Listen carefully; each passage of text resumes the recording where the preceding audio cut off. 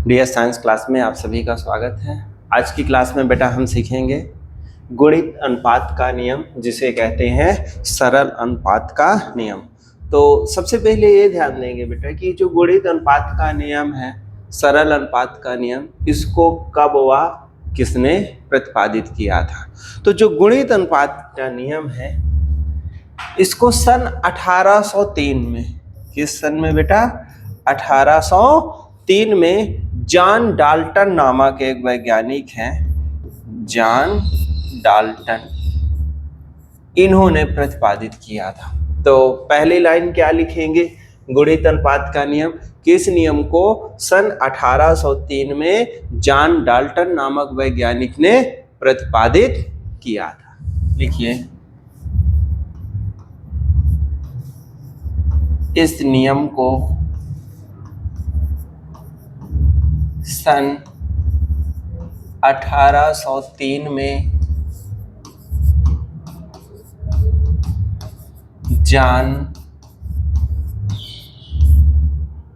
Dalton ने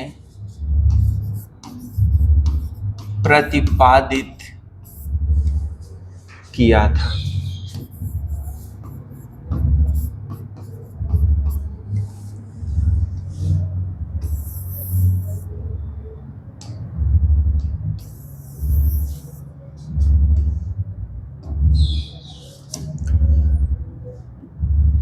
इस नियम के अनुसार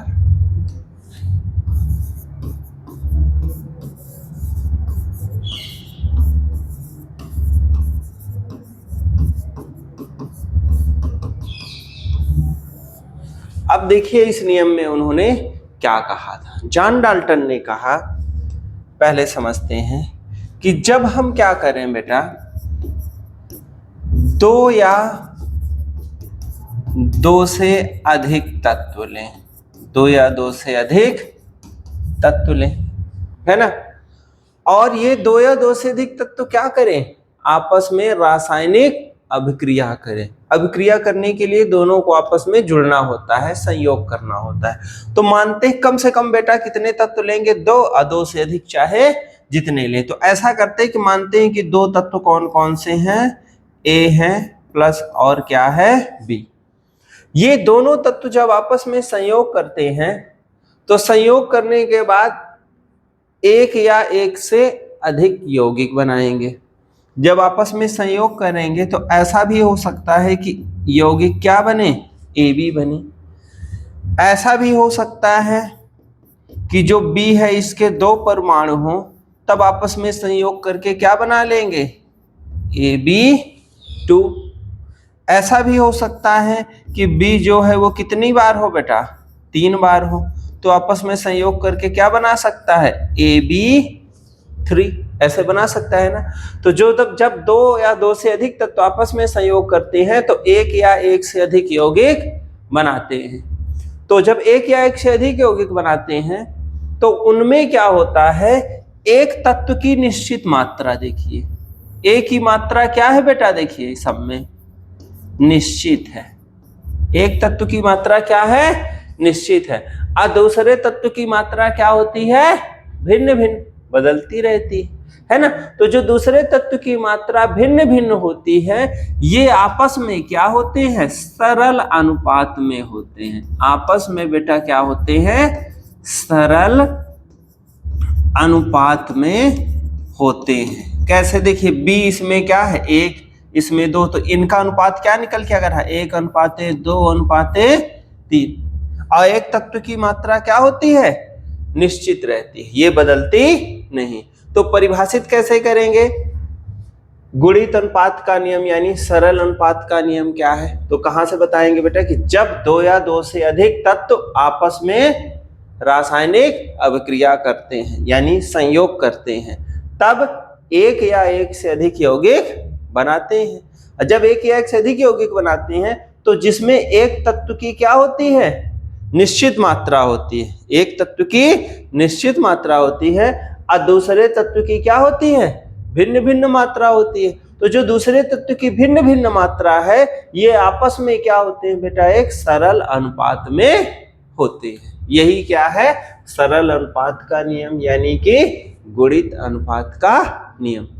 बताइए कि इसमें क्या दिक्कत है? अब मैंने कहीं लग रहा कि ये कैसे हो गया, क्या कैसे? तो चलिए परिभाषित करते हैं, फिर उदाहरण दे के बताते हैं। अभी तो ये सामान्य ABC करके बताया गया है ना। आगे चलिए इसको बताते हैं, जैसा समझाया गया उसी तरह चलिए लिखते हैं। लिखिए कि जब दो या दो से अधिक तत्व, जब दो या दो से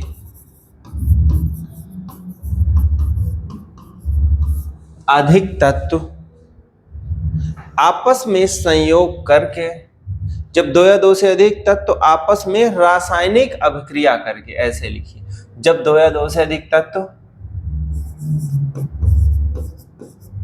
आपस में रासायनिक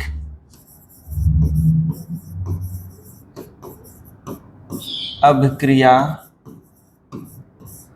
करके एक या एक से अधिक यौगिक बनाते हैं, एक या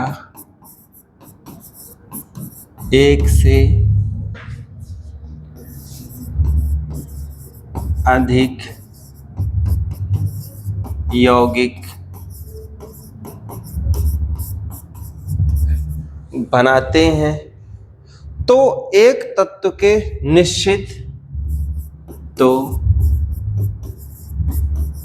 एक तत्व के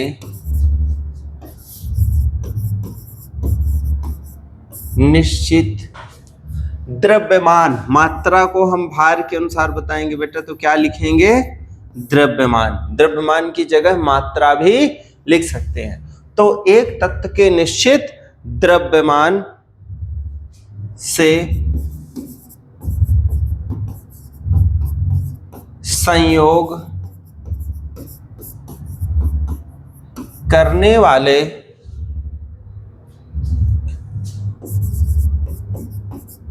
दूसरे तत्व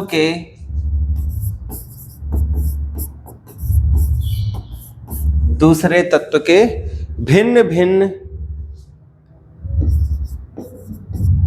द्रव्यमानों में भी एक सरल अनुपात होता है।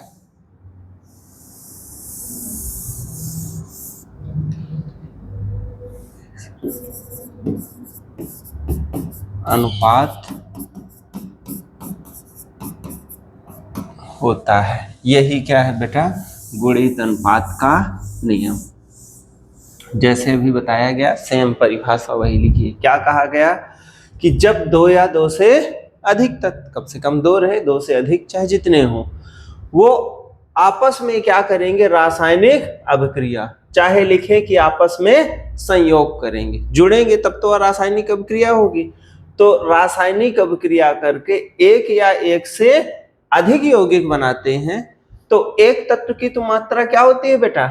निश्चित रहती है। एक तत्व के निश्चित द्रव्यमान यानी मात्रा से जो संयोग करने वाले दूसरे तत्व की भिन्न भिन्न मात्रा है, वो भी आपस में क्या होते हैं? सरल अनुपात में होते हैं। चलिए इनका एग्जाम्पल देखते हैं। जैसे एग्जाम्पल, परिभाषा में बेटा कोई दिक्कत? पर इसका एग्जाम्पल लिखिए कि जैसे कार्बन और ऑक्सीजन, जैसे कार्बन और ऑक्सीजन आपस में संयोग करके लिखें, चाहे क्या लिखें बेटा? रासायनिक अभिक्रिया करके, है ना। क्या क्या बनाते हैं कार्बन ऑक्सीजन आपस में संयोग करके? कार्बन मोनोऑक्साइड तथा कार्बन डाइऑक्साइड। CO को क्या पढ़ते हैं? Carbon monoxide. CO2 को कार्बन डाइऑक्साइड, जिसमें C और O दोनों क्या रहेंगे? कैपिटल लेटर में रहेंगे। अगर इस तरह आप लिखोगे तो ये गलत माना जाएगा, इसको फिर कोबाल्ट तत्व पढ़ा जाता है ना। तो आपस में संयोग करके कार्बन मोनोऑक्साइड तथा कार्बन डाइऑक्साइड बनाते हैं, जिसमें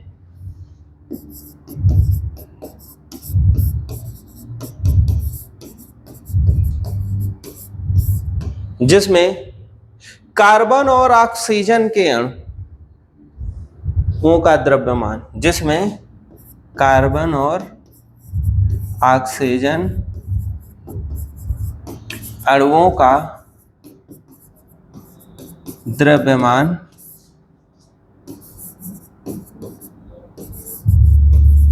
लिखित है।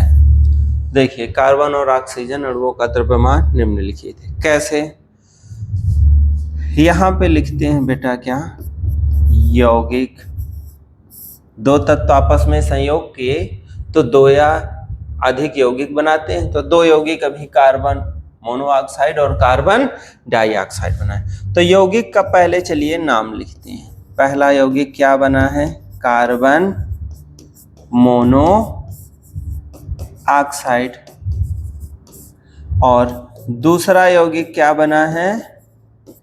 Carbon dioxide. ये तो यौगिक का क्या हुआ? नाम हुआ। अब इस यौगिक का क्या करते हैं बेटा? अणुसूत्र लिखते हैं। इस यौगिक का अणुसूत्र, तो कार्बन मोनोऑक्साइड का अणुसूत्र क्या होता है? CO। कार्बन डाइऑक्साइड का CO2। जिसमें एक जो तत्व है बेटा उसका द्रव्यमान क्या है? निश्चित है। कार्बन का निश्चित है, ऑक्सीजन का क्या है? भिन्न भिन्न। कह रहा है ना कि एक तत्व के निश्चित द्रव्यमान से संयोग करने वाले दूसरे तत्व के भिन्न भिन्न द्रव्यमान भी क्या होते हैं? एक सरल अनुपात में होते हैं। तो इसमें कार्बन का द्रव्यमान, कार्बन मोनोऑक्साइड में कार्बन कितना है बेटा? 12 ग्राम। कार्बन डाइऑक्साइड में भी कार्बन कितना है? 12 ग्राम है ना। दोनों एक एक कार्बन है ना, और एक कार्बन का द्रव्यमान कितना होता है? 12। तो ग्राम के अनुसार, मात्रा के अनुसार हम लिख दिए क्या बेटा? 12। फिर ऑक्सीजन में पहुंचे। ऑक्सीजन का द्रव्यमान, तो देखिए ऑक्सीजन का द्रव्यमान कितना है? कार्बन मोनोऑक्साइड में एक ही ऑक्सीजन है ना, तो एक ऑक्सीजन का द्रव्यमान कितना होता है? 16। तो यहां लिख दीजिए क्या बेटा? 16 ग्राम। इस कार्बन डाइऑक्साइड में ऑक्सीजन कितना है? 2 है। तो 2 का कितना हो जाएगा? 32 ग्राम हो जाएगा। हो जाएगा ना? इतना लिखिए।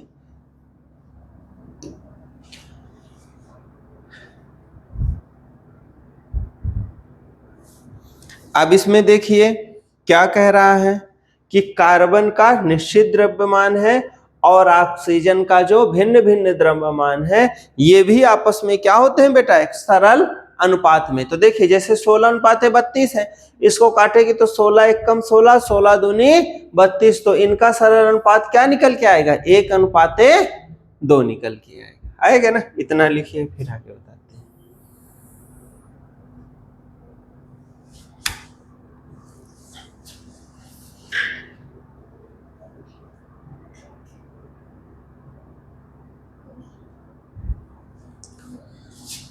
उक्त दोनों यौगिकों में, दोनों यौगिक किसकी किसकी चर्चा हो रही बेटा? कार्बन मोनोऑक्साइड और कार्बन डाइऑक्साइड की। उक्त दोनों यौगिकों में कार्बन के निश्चित द्रव्यमान 12 से ऑक्सीजन के जो भिन्न भिन्न द्रव्यमान, कौन है भिन्न भिन्न द्रव्यमान बेटा? 16:32।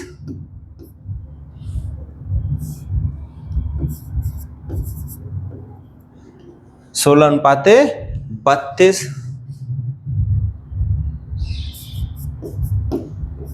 संयुक्त होते हैं संयुक्त होते हैं मतलब जुड़ते हैं, उनका सरल अनुपात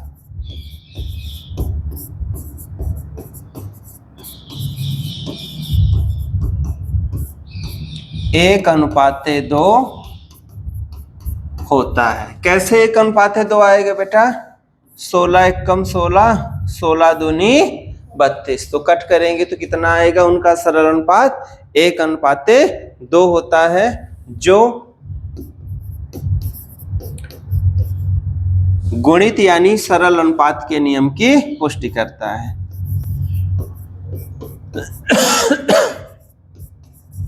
सरल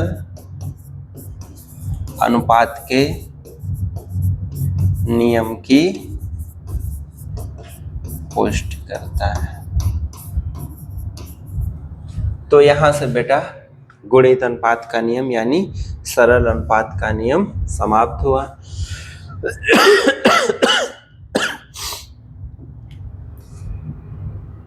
लिख गया? जब गुणित अनुपात का नियम आएगा तो इतना करेंगे। कोई दिक्कत इसमें?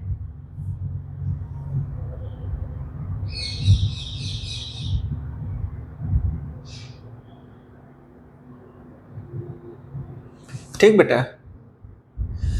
फिर इसके बाद देखिए, ये तो अभी एक तत्व का उदाहरण बताया गया, कार्बन और ऑक्सीजन, है ना। इसके अलावा भी इसी प्रकार नाइट्रोजन और अगर ऑक्सीजन आपस में संयोग करते हैं तब भी भिन्न भिन्न प्रकार के यौगिक बनाते हैं। तो गुणित अनुपात के नियम में करेंगे इतना। इसके बाद नीचे से नोट डाल के लिखें,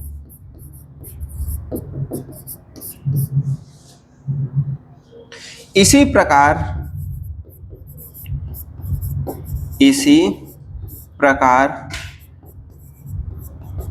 नाइट्रोजन तथा ऑक्सीजन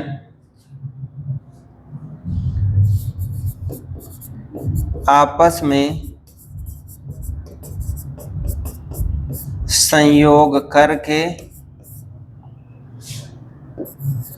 5 ऑक्साइड बनाते हैं।